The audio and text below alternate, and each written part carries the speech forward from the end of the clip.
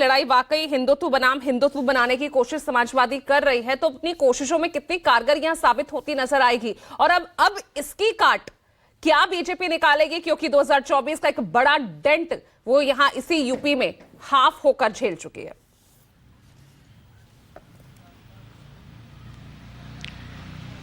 देखिए पूजा, ये जो चर्चा या बहस कल से हो रही है भगवान श्री राम को लेकर और समाजवादी पार्टी को लेकर कि समाजवादी ने कहा कि पार्टी के लोगों ने कहा कि भगवान श्री राम समाजवादी थे, वो पीडीए के थे, और उसके बाद से भगवान श्री राम हमारे हैं कि आपके हैं या हमारे हैं। कहा यह जा रहा है कि क्यों मंदिर का दर्शन, श्री राम मंदिर दर्शन अभी तक करने उनके नेता क्यों नहीं गए।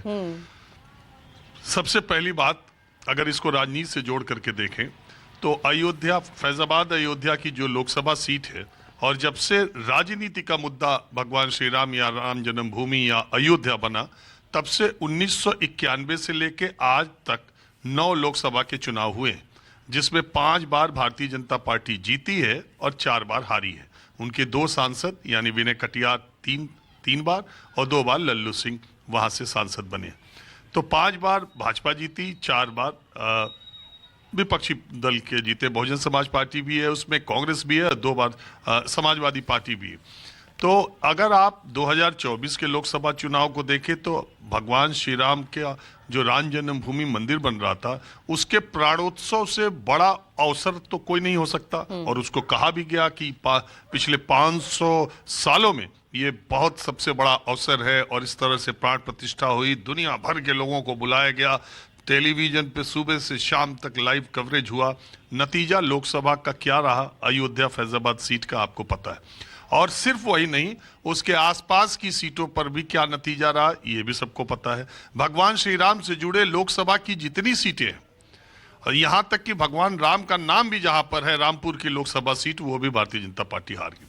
तो सवाल, भगवान श्री राम ने वोट खातिर या किसी को आशीर्वाद किसी दल विशेष को दिया, ऐसा तो दिखाई चुनाव में नहीं देता। और आज इस बार 24 की नहीं, पीछे की भी बात मैंने आपको बता दी।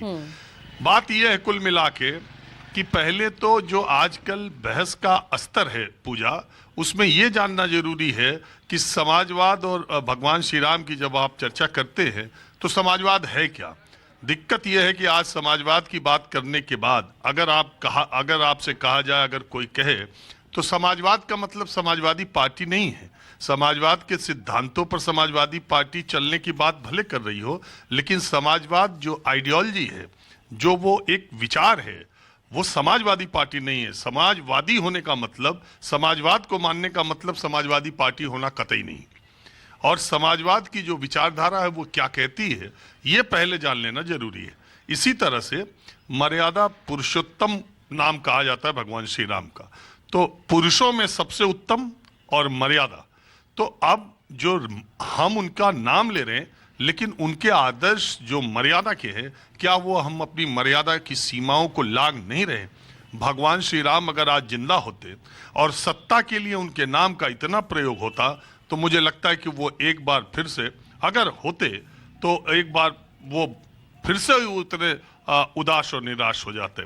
जिस मर्यादा पुरुषोत्तम ने सत्ता को 14 सालों के लिए छोड़ करके एक अपने पिता के आदेश पर, जिस आदमी ने सत्ता को ठोकर मार दी और वो वन में और दूसरी जगहों में चले गए और 14 साल तक का वनवास झेला, उन्हें नहीं पता रहा होगा कि इतने हजारों साल के बाद उनका नाम उसी सत्ता के लिए लिया जाएगा जिसको उन्होंने ठोकर मार दी थी। तो ये आज की राजनीति है, मुझे नहीं लगता कि। और दूसरी बात, इस 140 करोड़ के देश में सारी पॉलिटिकल पार्टीज, पूरे हिंदुस्तान के पॉलिटिकल पार्टीज के अगर एक्टिव वर्कर्स की जनसंख्या और जनगणना आप कर लें उनके मेंबर्स की, तो वो पूरे 20% भी नहीं आते। और इस देश में 80% हिंदू आबादी है।